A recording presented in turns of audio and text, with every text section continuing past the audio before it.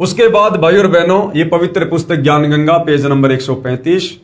अभी तक हमने अध्यात्म के विषय में जो भी कुछ जाना है इस पवित्र पुस्तक से, सृष्टि रचना से लेकर भक्ति और भगवान की परिभाषा, उसके बाद सर्व धर्मशास्त्रों ने इस भक्ति को प्रमाणित किया है, सृष्टि रचना को समर्थन दिया है।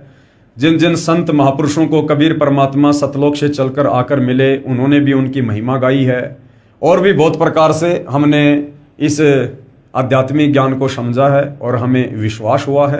अब उसके बाद में कुछ ऐसे साधु संत यानी ऐसे भगत जो पहले नाम उपदेश प्राप्त करने से पूर्व बहुत ज़्यादा दुखी थे, परेशान थे, हर प्रकार से भटक चुके थे, दुखी हो चुके थे, बहुत सारे साधु संतों की शरण ग्रहण कर चुके थे, परंतु उनके जो 3 ताप के कष्ट थे, जो उनके भाग्य में लिखे हुए कर्म दंड थे, वो मिटने का नाम नहीं ले रहे थे, जिस कारण से उनका जीवन नरक बना हुआ था।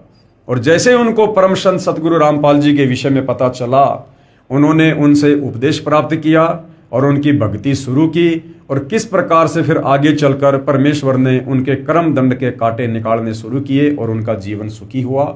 इसी कड़ी में कुछ भक्तों ने अपने इंटरव्यू दिए हैं, जिनको पवित्र पुस्तक ज्ञान गंगा में शामिल किया गया है, ताकि उन पुण्यात्माओं के उन इंटरव्यूज को सुनकर और हमें भी सतगुरु रामपाल जी के ऊपर विश्वास हो और उनके द्वारा दी गई भक्ति पर विश्वास हो। विषय है भटकों को मार्ग, यानी जो भटक रहे थे परमात्मा प्राप्ति के लिए, लेकिन कहीं उनको शास्त्र अनुकूल साधना मिल नहीं रही थी, कोई सच्चा संत मिल नहीं रहा था, फिर उनको आगे चलकर किस प्रकार से सच्चा मार्ग मिलता है। भटकों को मार्ग विषय।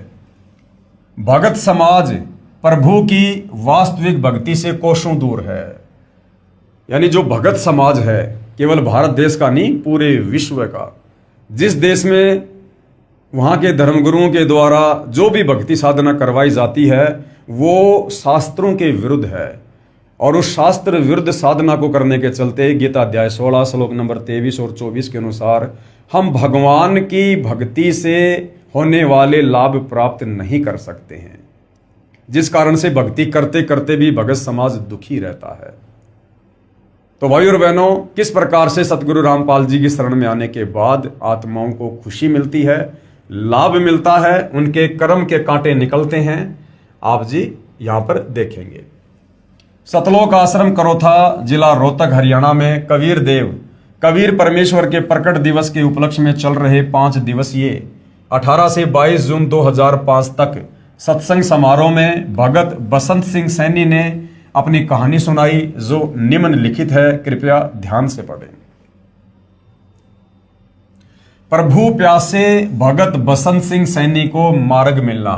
यानी बसंत सिंह सैनी जो गांव गांद्रा, जिला रोहतक, हरियाणा से है, और किस प्रकार से परमात्मा की ये पुण्यात्मा अपने पूर्व जन्मों के पाप कर्मों के कारण जो कष्ट इनके ऊपर आ रहे थे, उन कष्टों को लेकर ये दर दर की ठोकर खा रहे थे, साधु संत महात्माओं के पास जा रहे थे, जो जैसा समाधान जहां भी बता दिया करता था वहां पर ये पहुंच जाया करते थे, परंतु इनके जो कर्मों के जो कष्ट थे वो समाप्त होने का नाम नहीं ले रहे थे। और इस परिवार की स्थिति ऐसी हो गई थी कि ये परिवार बिल्कुल समाप्ति की कगार पर था। और किस प्रकार से फिर सतगुरु रामपाल जी ने इस प्यारी आत्मा के हाथ को पकड़ा, अपनी शरण में लिया, और किस प्रकार से फिर ये परिवार जो महादुखी था, ये परिवार किस प्रकार से अपने जीवन को अध्यात्म की ऊंचाइयों पर लेकर जाता है।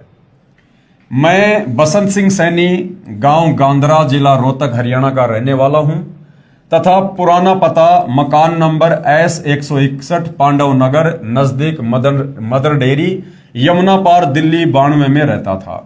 हमारे परिवार पर मानो दुखों का पहाड़ टूटा हुआ था, फिर भी परमात्मा को पाने की चाहत व दुखों की निवृत्ति के लिए संतों व महंतों के पास आते जाते रहते थे, परंतु कहीं भी दुखों का निवारण नहीं हुआ। हर संत यही कहता था कि बेटा कोई बात नहीं, मैं जो नाम दीक्षा देता हूं उन मंत्रों का जाप कर, और जो भी दान धर्म की जो क्रिया है वो कर, तेरे पाप कर्म नष्ट हो जाएंगे।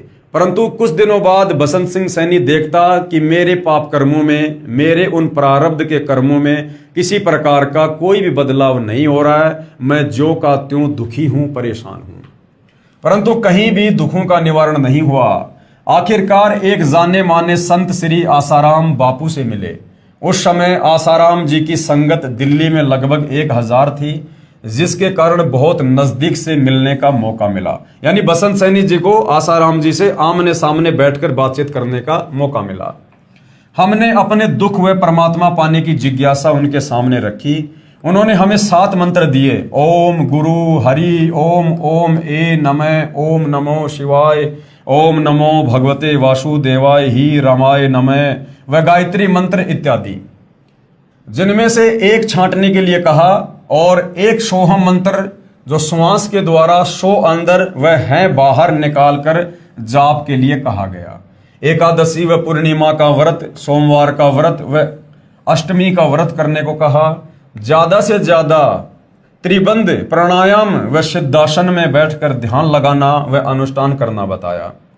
हमने मंत्र लिया तथा अपने दुख उनके सामने रोए तथा बताया कि हमारे ताऊ जी जो 40 साल पहले मर गए थे, वो बहुत बड़ा प्रेत बना हुआ है। उसने हमारे 2 भाइयों को मार दिया, 8-10 भैंसों को मार दिया, 5-6 गायों को मार दिया।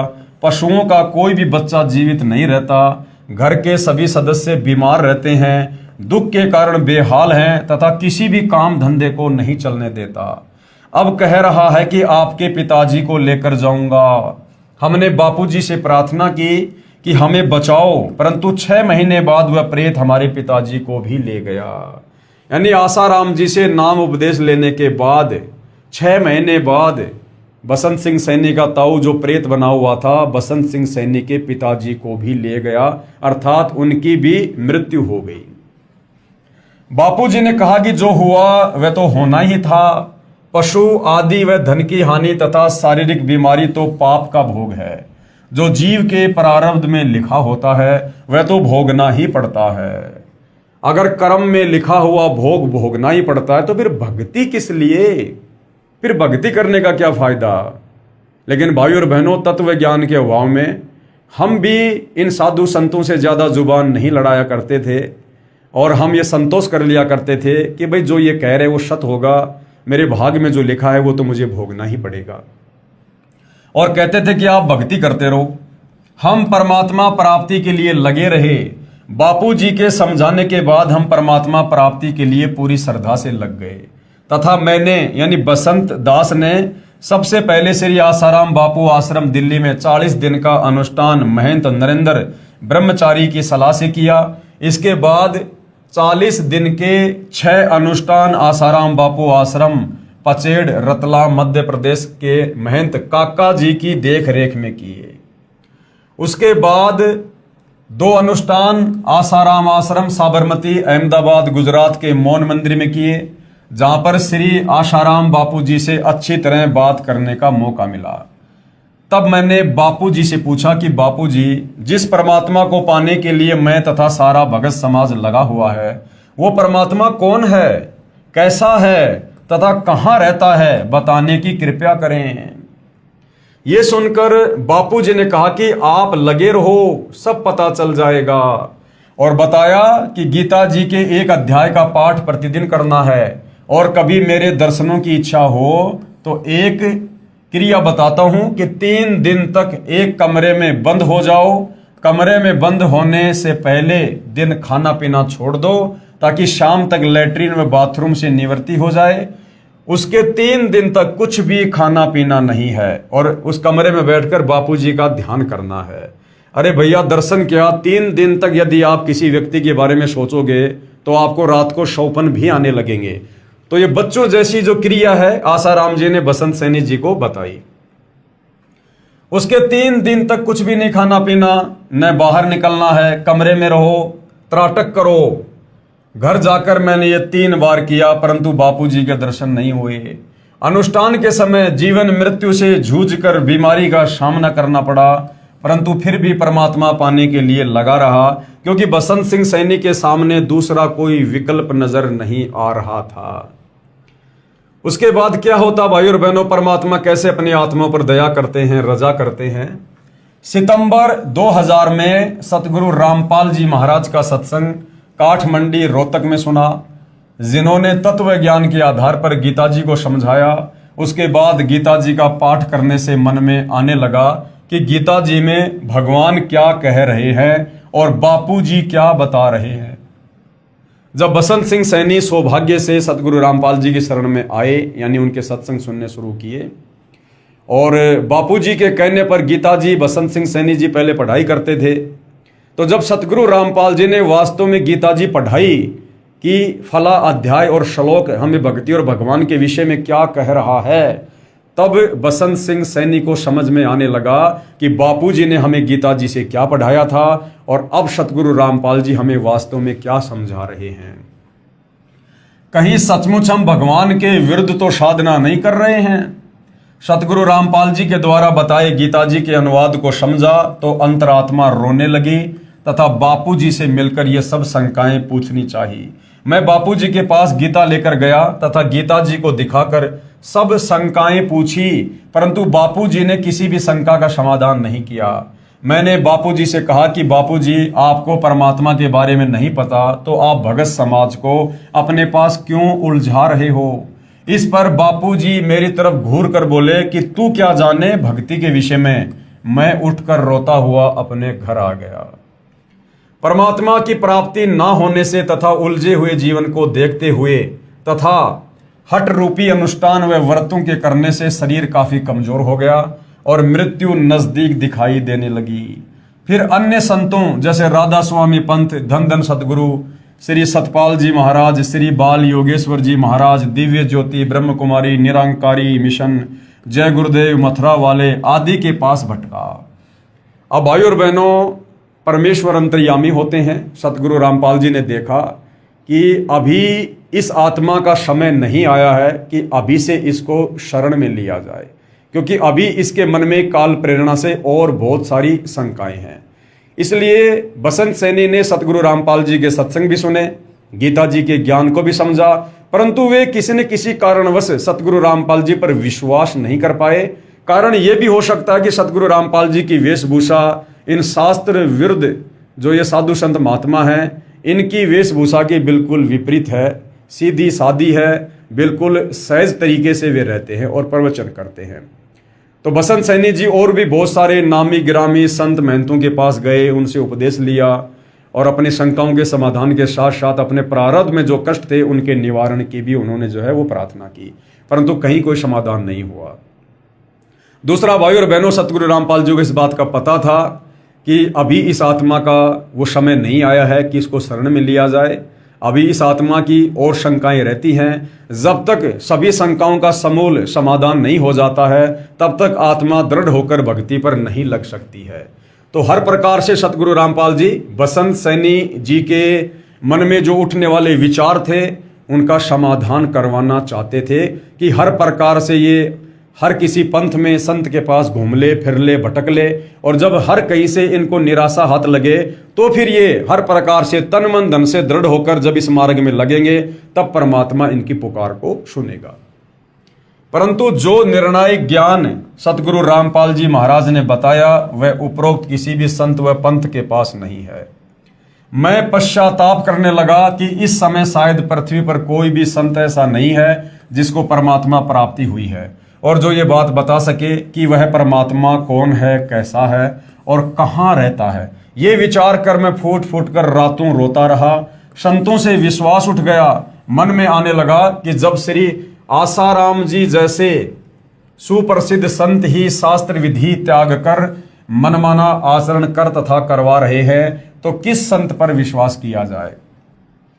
सतगुरु रामपाल जी ज्ञान तो श्रेष्ठ बता रहे हैं परंतु इनके पास जन समूह कुछ भी नहीं है। बसंत सैनी जी के मन में क्या आया कि सतगुरु रामपाल जी का ज्ञान तो बहुत अच्छा है, शास्त्रों के अनुसार ही बता रहे हैं, परंतु इनके पास भक्तों की भीड़ तो है ही नहीं। और नादानी में हम ये सोचा करते थे कि जिन संतों के पास में लाखों करोड़ों भगत होंगे वो वास्तव में पूर्ण संत होगा।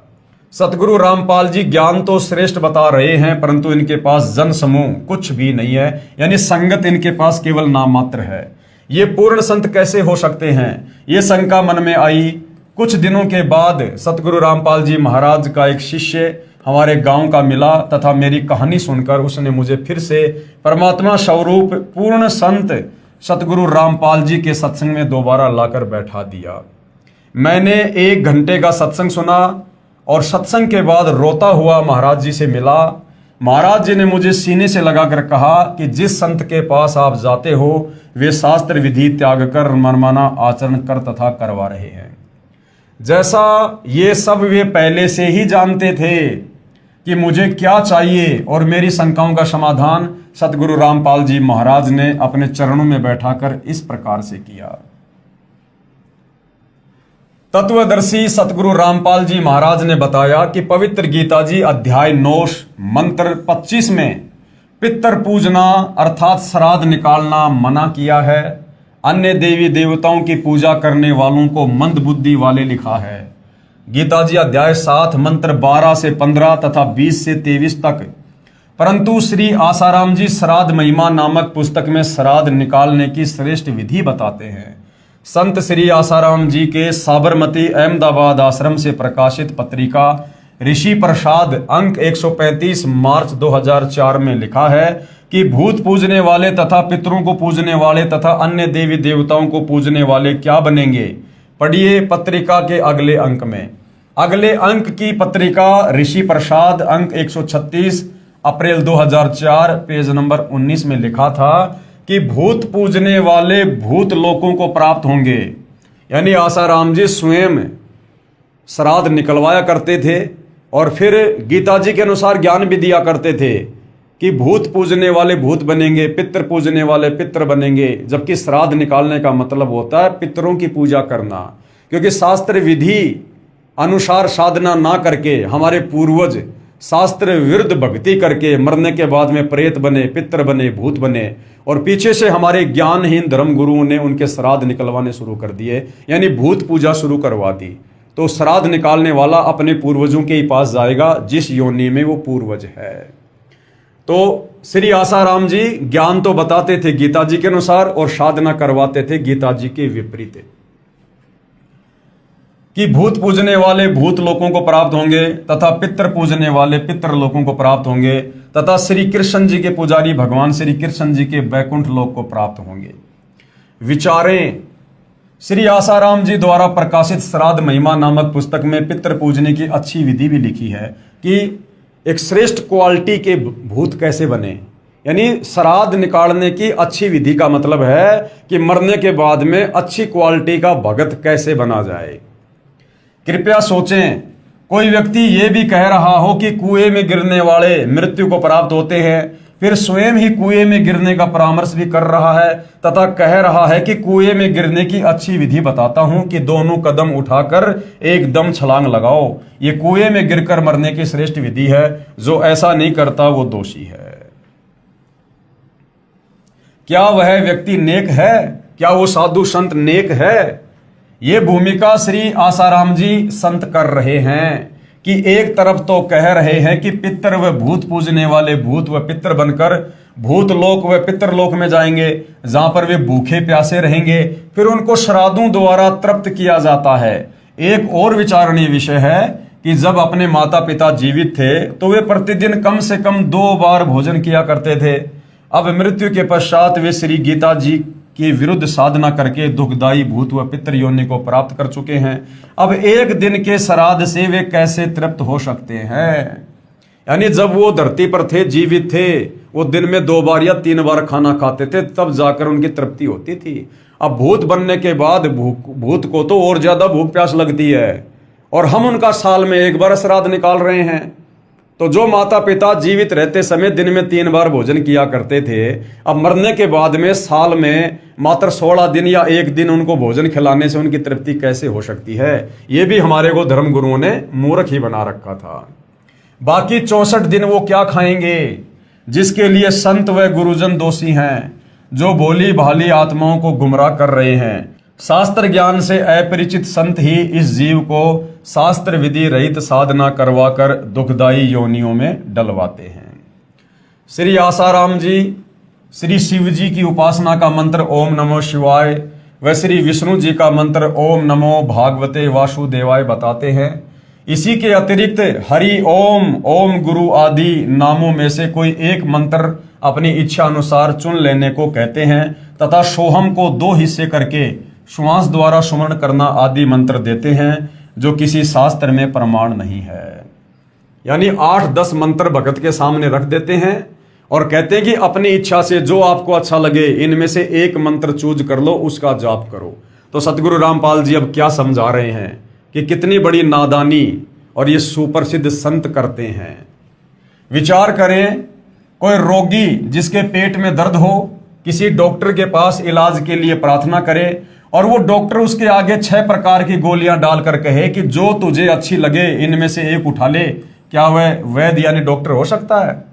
पवित्र गीता जी अध्याय 8 मंत्र 13 में कहा है कि ओम इति एकाक्षरम ब्रह्म व्यवहारण माम अनुसमरण ये प्रयाति तजन देहम शयाति परमाम गतम।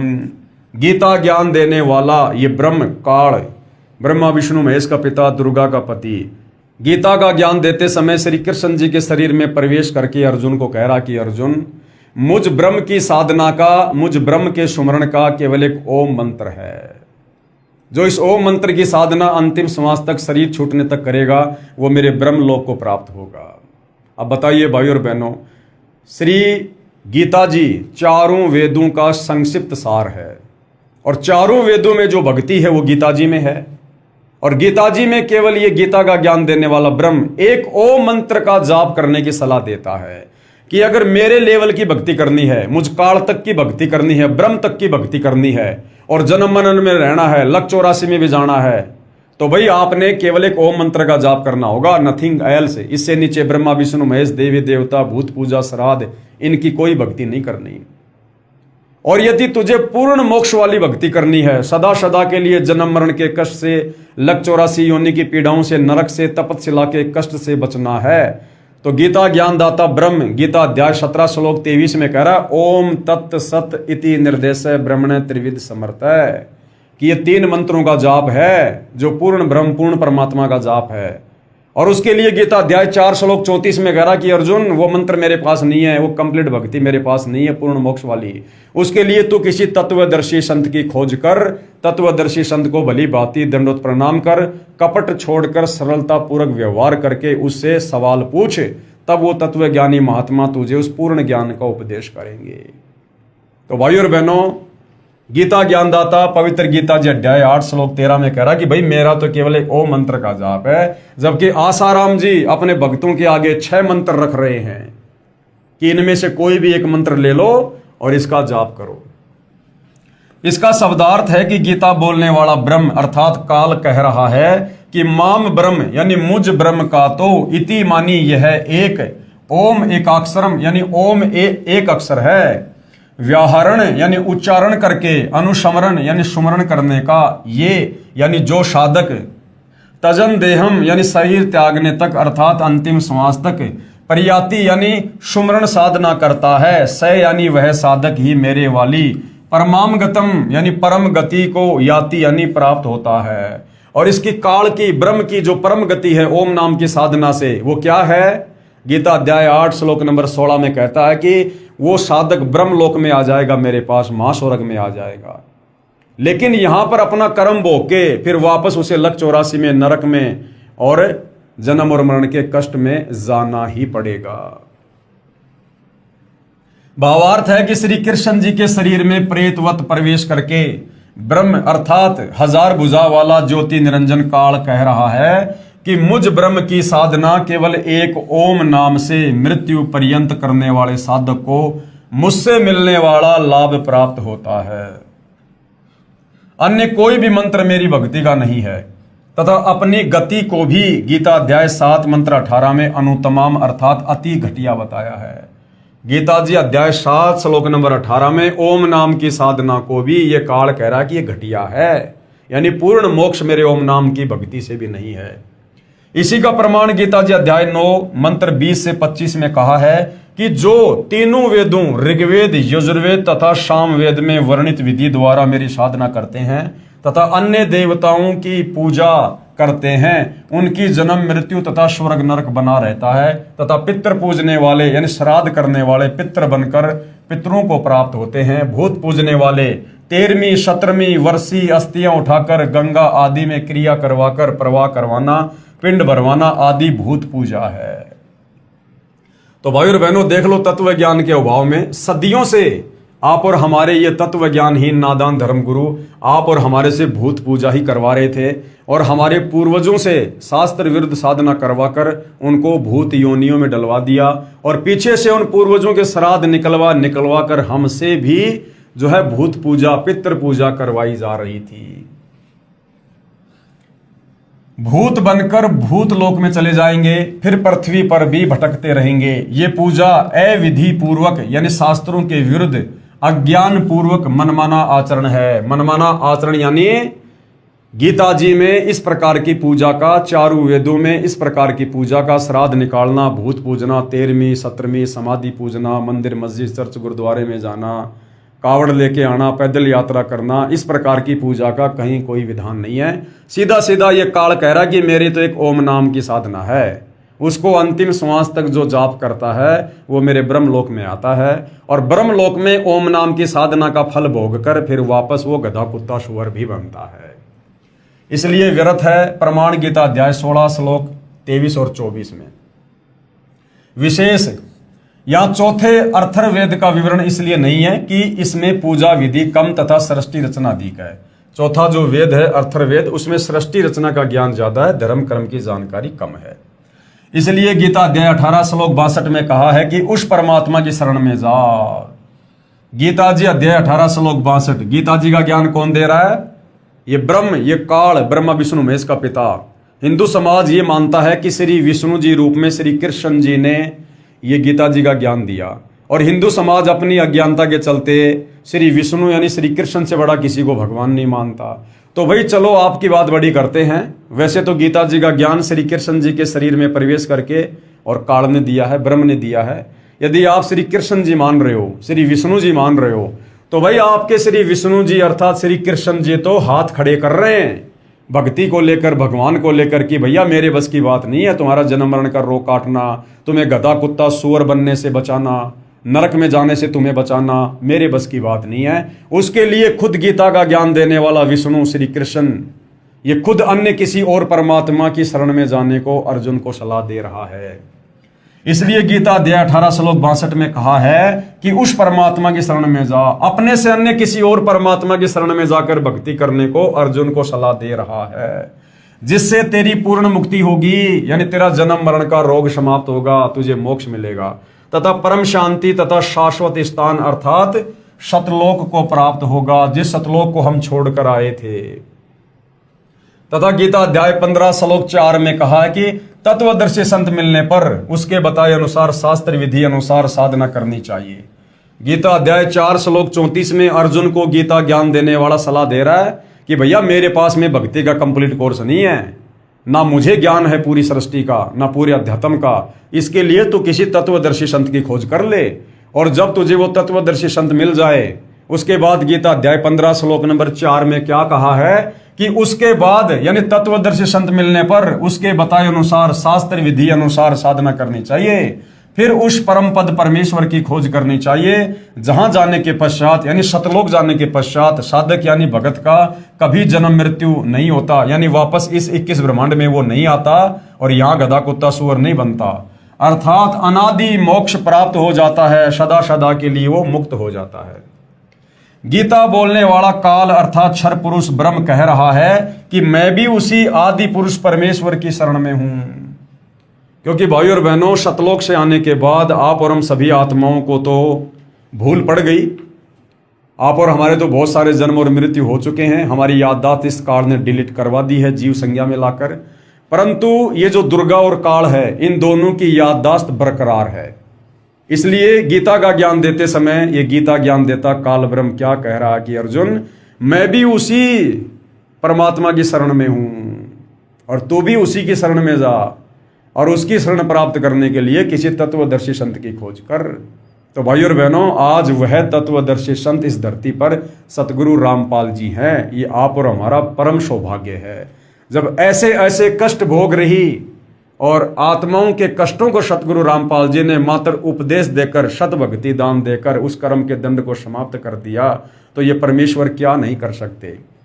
प्रारब्ध में लिखे कर्मों को ये ब्रह्मा विष्णु महेश दुर्गा, कोई देवी देवता, कोई जंतर मंत्र तंत्र या खुद ये काल ब्रह्म भी नहीं काट सकता है। केवल तत्वदर्शी संत ही प्रारब्ध के कर्मों को समाप्त कर सकता है, कर्मदंड को समाप्त कर सकता है, तीन ताप के कष्ट को समाप्त कर सकता है, क्योंकि तत्वदर्शी संत की भूमिका खुद कबीर परमात्मा ही निभाते हैं और परमात्मा सब कुछ करने में सक्षम है। सतगुरु रामपाल जी महाराज ने बताया कि अन्य सभी संत कहते हैं कि पाप का भोग तो प्रारब्ध में लिखा होने के कारण जीव को भोगना ही पड़ेगा, भक्ति करते रहना चाहिए, आने वाला दूसरा जीवन सुखमय हो जाएगा। तो उसके लिए सतगुरु रामपाल जी क्या उदाहरण दे रहे हैं? कृपया विचार करें, किसी के पैर में कांटा लगा हो जिस कारण से उसे बहुत पीड़ा हो रही हो, यानी किसी के भाग्य में प्रारब्ध के कारण दुख है, पीड़ाएं है, और उस कांटे के कष्ट के निवारण के लिए किसी से प्रार्थना करें और उस दुख निवारण के लिए हम किसी साधु संत महात्मा के पास जाएं, तो उत्तर मिले कि कांटा तो लगा रहने दे, जूता पहन ले, भविष्य में कांटा नहीं लगेगा। और जवाब वो संत क्या देते हैं कि भैया तेरे पिछले दुख तो समाप्त होंगे नहीं, तेरे भाग्य में लिखे हैं, तो आगे से भक्ति शुरू कर दे, तुझे आगे दुख नहीं होगा। अरे भैया, जब पहले से पैर में कांटा लगा हुआ है, जब तक वो कांटा नहीं निकलेगा जूता कैसे पहनूंगा? तो जब तक मैं वर्तमान में दुखी हूं, परेशान हूं मेरे प्रारब्ध के कारण है, और जब तक मेरे वो प्रारब्ध वाले कष्ट समाप्त नहीं होंगे, मैं सुखी नहीं होऊंगा, भाई मैं भक्ति कैसे कर पाऊंगा? पहले तो मेरे पैर का कांटा निकले और फिर इस डर से मैं जूता पहनूं कि आगे कहीं कांटा ना चुभ जाए। तो पहले तो भाई मेरे पिछले जो पाप कर्म है जिस कारण मेरे ऊपर कष्ट हैं वो मेरे कष्ट समाप्त हों, फिर मैं उस राम नाम के जूते को पहनूंगा, यानी संत से भक्ति लूंगा, ताकि आगे यदि मैंने गलती कर दी तो फिर से वही कष्ट जीवन में दोबारा शुरू ना हो जाए। तो क्या कह रहे हैं गुरुदेव? किसी के पैर में कांटा लगा हो जिस कारण से उसे बहुत पीड़ा हो रही हो, उस कांटे के कष्ट के निवारण के लिए किसी से प्रार्थना करे, तो उत्तर मिले कि कांटा तो लगा रहने दे, जूता पहन ले, भविष्य में कांटा नहीं लगेगा। क्या वह व्यक्ति ठीक सलाह दे सकता है? क्योंकि कांटा लगे पैर में जूता पहना ही नहीं जा सकता। जो व्यक्ति पहले से अपने पाप कर्मों के कारण दुखी है वो आगे भक्ति कैसे कर सकता है? पहले तो संत अपने आशीर्वाद से उसके पाप कर्मों को हल्का करे और फिर आगे उसको विधि ऐसी बता दे जिससे पाप ना हो, और धीरे धीरे वो सुखी हो जाएगा, फिर वो भक्ति करेगा। क्योंकि कांटा लगे पैर में जूता पहना ही नहीं जा सकता। पहले कांटा निकले फिर इस डर से जूता पहनेगा कि कहीं दोबारा कांटा न लग जाए। ठीक इसी प्रकार पूर्ण परमात्मा के पूर्ण संत की शरण में आने से, जो संत रूप में खुद परमात्मा ही होते हैं, उस पाप रूपी कांटे का कष्ट समाप्त होता है। फिर साधक यानी भगत पूर्ण प्रभु की शास्त्र विधि अनुसार साधना रूपी जूता इस डर से पहनेगा कि कहीं फिर से कोई पाप रूपी कांटा कष्टदायक ना हो जाए। सभी संतों ने पवित्र गीता जी के अनुवाद में अर्थों का अनर्थ किया है। गीता अध्याय 7 मंत्र 18 व 24 में अनुत्तमाम का अर्थ अति उत्तम किया है, तथा अध्याय 18 मंत्र 66 में व्रज का अर्थ आना किया है, जबकि अनुत्तम का अर्थ अति घटिया होता है तथा व्रज का अर्थ जाना होता है। अब क्या है भाइयों और बहनों, तत्व ज्ञान के अभाव में चाहे कोई कितना बड़ा विद्वान हो, कितना बड़ा धर्मगुरु हो, वो ब्रह्मा विष्णु महेश से ऊपर किसी को परमात्मा नहीं मान सकता। इसलिए वो घुमा फिरा के इन्हीं की महिमा करता रहता है, क्योंकि उसे ऊपर की शक्तियों का, ऊपर के भगवानों का ज्ञान नहीं, उसको सृष्टि रचना का ज्ञान नहीं है, जिस कारण से इन्होंने गीता जी के अनुवाद में भी अर्थों का अनर्थ कर दिया। तत्व ज्ञान के अभाव से तथा ज्ञानहीन गुरुओं के कारण ही सर्व भगत समाज शास्त्र विधि रहित साधना करके मनुष्य जीवन व्यर्थ कर रहा है। पवित्र गीता जी अध्याय 16 मंत्र 23-24 क्या कहता है कि शास्त्र विधि को त्याग कर जो मनमानी भक्ति करता है, मनमाने मंत्रों का जाप करता है, मनमानी पूजा पाठ करता है, उसको ना कभी कोई सुख हो सकता, ना उसको भक्ति से सिद्धि मिल सकती, और ना मरने के बाद उसकी गति हो सकती। सर्व पवित्र धर्मों की पवित्र आत्माएं तत्व ज्ञान से अपरिचित हैं, जिस कारण नकली गुरुओं, संतों, महंतों तथा ऋषियों का दाव लगा हुआ है। जिस समय पवित्र भगत समाज आध्यात्मिक तत्व ज्ञान से परिचित हो जाएगा, उस समय इन नकली संतों, गुरुओं व आचार्यों को छुपने का स्थान नहीं मिलेगा। और वो समय भाई और बहनों अब धीरे धीरे आ चुका है। सन 2030-32 के बाद में इन नकली संतों को या तो ये सदगुरु रामपाल जी की शरण में आ जाएंगे, अन्यथा इनको धरती पर छुपने की जगह नहीं मिलेगी।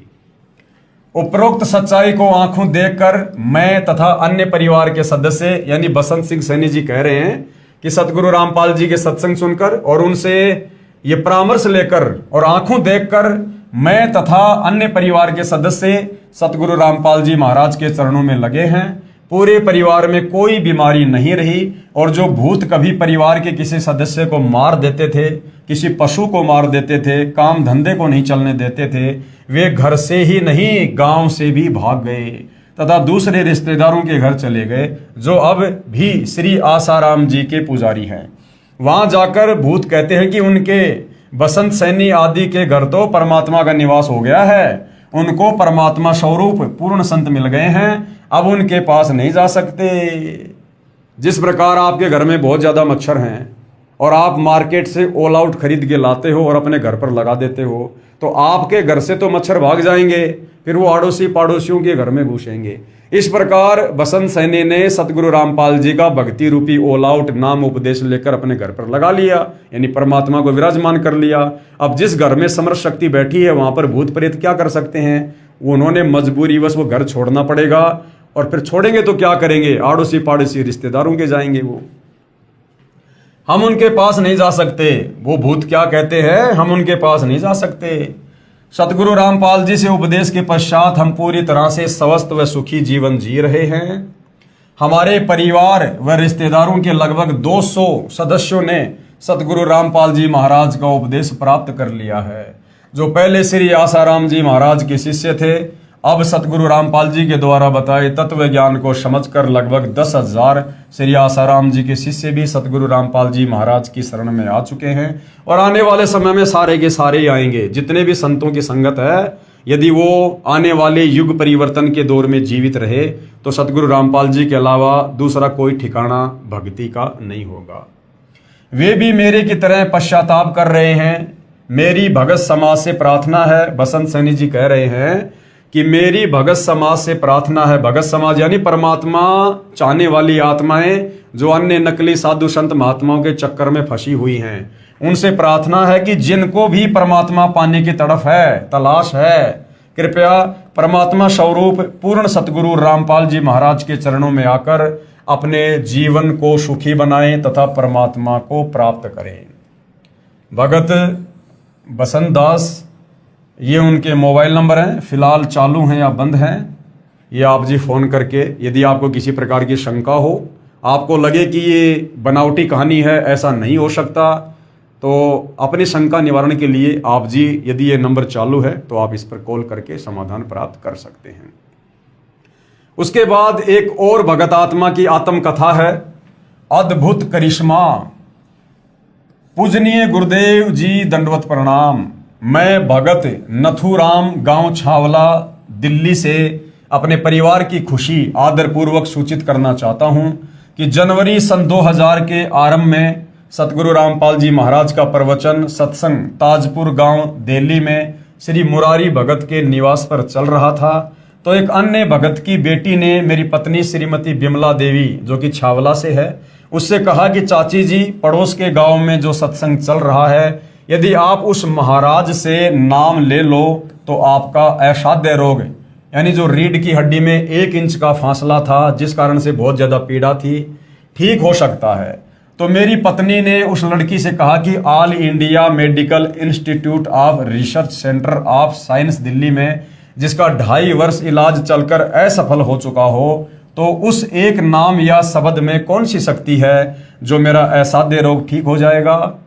काफी देर तक दोनों की बहस चलती रही। अंत में धीरे चलकर उस सत्संग में जाने का निर्णय लिया गया। परम पूज्य सतगुरु रामपाल जी महाराज के प्रवचन अमृतवाणी सुनकर अधूरी छूटी हुई भक्ति का तार पुनः बंदी छोड़ से जुड़ गया, यानी वो आत्मा पहले किसी जन्म में सतगुरु रामपाल जी की शरण में थी, अब फिर से वो अधूरा तार, वो भक्ति वापस शुरू हो गई। और 2.5 वर्ष के इलाज से फायदा ना पाकर केवल नाम के सुमरण से, जो नाम सतगुरु रामपाल जी देते हैं, जो शास्त्र प्रमाणित हैं, जो इन यहाँ की शक्तियों के, देवी देवताओं के जो बीज मंत्र हैं, मूल मंत्र हैं, उस सुमरण से 5 दिन के अंदर ही असाध्य रोग ठीक हो गया। इससे पूर्व डॉक्टरों ने उनको बैठने व खड़ा होने की सख्त मनाही की थी, जो आज भी ट्रीटमेंट स्लिप पर लिखा है, तथा वह 1 इंच के फासले के एक्सरे भी मौजूद हैं। सबसे बड़ी समस्या मेरी पत्नी को ये थी कि उनसे बैठकर पाखाना नहीं किया जाता था, यानी बैठकर वो फ्रेश नहीं हो सकती थी। और हाथ धोने के समय तो 10-15 मिनट रोना पड़ता था, क्योंकि ज्यादा झुकने पर ज्यादा दर्द होता था। अब वह परम पूजनीय सतगुरु रामपाल जी महाराज जी के आशीर्वाद से 50 किलो के गट्ठर वजन अपने आप उठा सकती है और पूर्ण स्वस्थ है। मेरी सर्व पाठकों से प्रार्थना है कि परमेश्वर तुल्य यानी साक्षात परमेश्वर ही सतगुरु रामपाल जी महाराज, जो कबीर देव कबीर परमेश्वर जी के पूर्ण कृपया पात्र है, यानी स्वयं ही परमात्मा धरती पर संत रूप में प्रकट हैं, उनसे शीघ्रातिशीघ्र मुफ्त में नाम प्राप्त करके सपरिवार कल्याण करवाएं तथा पूर्ण मोक्ष तथा सतलोक की प्राप्ति करें। तो भाइयों और बहनों, ये कथाएं सत्य हैं। ये उन भगत आत्माओं की आत्म कथा है। ये उनके दिल की गहराई से, उनके मुख से निकले शब्द हैं, जो सतगुरु रामपाल जी से उपदेश प्राप्त करके, लाभ प्राप्त करके, और जो उन्होंने अपने अनुभव आप जियों के सामने व्यक्त किए हैं। और ये आपको इसलिए सुनाए जाते हैं कि आप लोगों को विश्वास हो कि वास्तव में जो परमात्मा कर सकता है वो विज्ञान नहीं कर सकती। जो परमात्मा कर सकता है वो इस 21 ब्रह्मांड की सुप्रीम पावर यानी ब्रह्मा विष्णु महेश से ऊपर दुर्गा और काल यानी ब्रह्म भी नहीं कर सकते।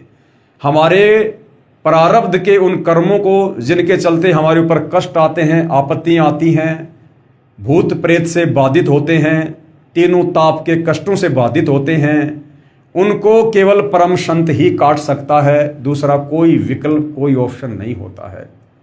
तो भाई और बहन, समझदार व्यक्ति तो इन कथाओं को सुनकर, सृष्टि रचना को सुनकर, सतगुरु रामपाल जी के शास्त्र अनुकूल सत्संग सुनकर अति शीघ्र उनकी शरण ग्रहण कर लेते हैं। और बाकी भाई आना तो देखो आज ना कल इन्हीं की शरण में आना पड़ेगा, दूसरा कोई विकल्प नहीं है। आने वाले समय में ये तुम्हारी विज्ञान भी फेल होने वाली है, ये तुम्हारे डॉक्टर भी फेल होने वाले हैं, इनका ट्रीटमेंट भी फेल होने वाला है, क्योंकि डॉक्टर केवल शरीर के रोगों का इलाज कर सकता है, परंतु वर्तमान में जो शरीर पर रोग लग रहे हैं, जो असाध्य बीमारियां लोगों को हो रही हैं, ये उनके कर्मों के चलते हो रही हैं, उनके प्रारब्ध के कर्मों के कारण है। तो प्रारब्ध के कर्मों के चलते शरीर पर जो कष्ट आ रहे हैं उसको डॉक्टर नहीं बल्कि आध्यात्मिक डॉक्टर यानी पूर्ण संत ही काट सकता है, अपनी भक्ति से, अपने आशीर्वाद से। दूसरा कोई तरीका नहीं है। तो भाइयों और बहनों, पवित्र पुस्तक ज्ञान गंगा के ऊपर बन रहे वीडियो में आज हमारा ये 19वें नंबर का वीडियो था। और प्रत्येक वीडियो से हमें अध्यात्म के विषय में बहुत गहरी गहरी जानकारियां प्राप्त हो रही है, जिससे हमारा विश्वास बढ़ रहा है और भक्ति करने में हमारी रुचि बढ़ रही है।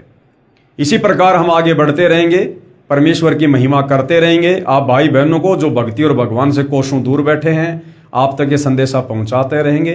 तो आज के वीडियो में केवल इतना ही। कल परमेश्वर के आशीर्वाद से आपकी सेवा में फिर हाजिर होंगे।